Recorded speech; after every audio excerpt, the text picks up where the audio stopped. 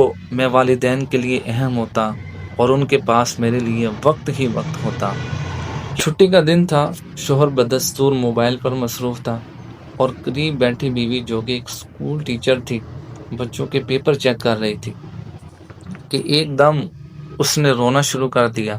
شوہر نے گھبرا کر پوچھا کہ آخر کیا وجہ ہے کہ تم اتنا کیوں رو رہی ہو؟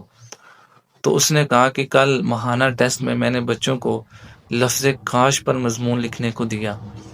کسی بچے نے لکھا کاش میں قلم ہوتا، کسی نے لکھا کاش میں کتاب ہوتا، لیکن ایک بچے نے ایسا مضمون لکھا کہ مجھے افسردہ اور غمگین کر دیا، مجھے رونے پر مجبور کر دیا۔ شوہر نے کہا ایسا کیا مضمون لکھ دیا؟ اس نے کہا کہ بچے نے لکھا ہے کہ کاش میں موبائل ہوتا اور میں اپنے والدین کے لیے اہم ہوتا، میں اپنے والدین کا اکلوتا بیٹا ہوں۔ ہونا تو یہ چاہیے تھا کہ وہ میری بات سنتے، میرے مسائل سنتے، ان کا حل نکالتے، میری طرف توجہ کرتے، لیکن اب وہ ایک اہم عہدے پر فائز ہے، گھر میں آتے ہیں تو موبائل پر مصروف ہو جاتے ہیں۔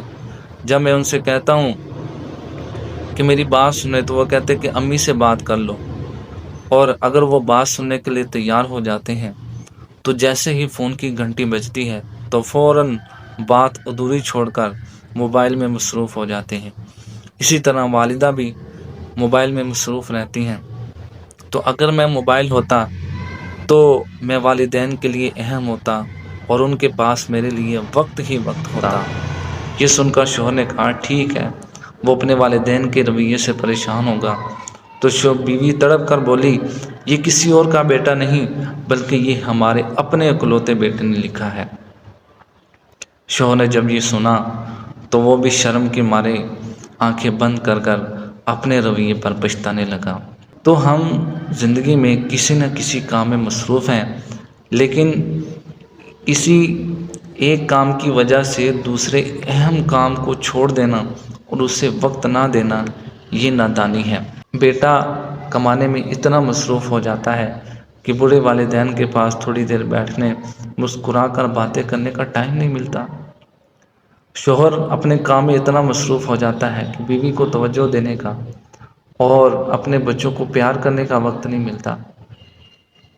اسی طرح جو گھر کا مالک ہے وہ اس قدر مصروف ہوتا ہے کہ گیٹ پر بیٹھے چوکیدار کو مسکرا کر دیکھنے کا وقت نہیں ملتا، اور ہم اپنے دوستوں میں اس قدر مصروف ہو جاتے ہیں کہ جو قریبی رشتہ دار ہیں حتیٰ کہ سگے بھائی، اس کو توجہ دینے کا ٹائم نہیں ملتا۔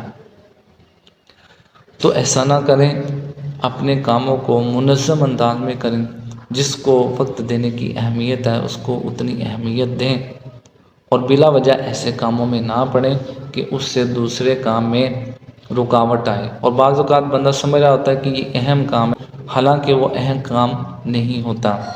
نبی پاک صلی اللہ تعالی علیہ وآلہ وسلم نے ارشاد فرمایا من حسن اسلام المرء ترکہ ما لا یعنیہ، مرد کی حسن اسلام سے ہے کہ وہ لا یعنی باتوں کو چھوڑ دے، فضول کاموں کو، ایسے کلام، ایسے کام اور ایسی حرکات و سکنات کو چھوڑ دے جو اس کے لیے فائدہ مند نہیں ہے۔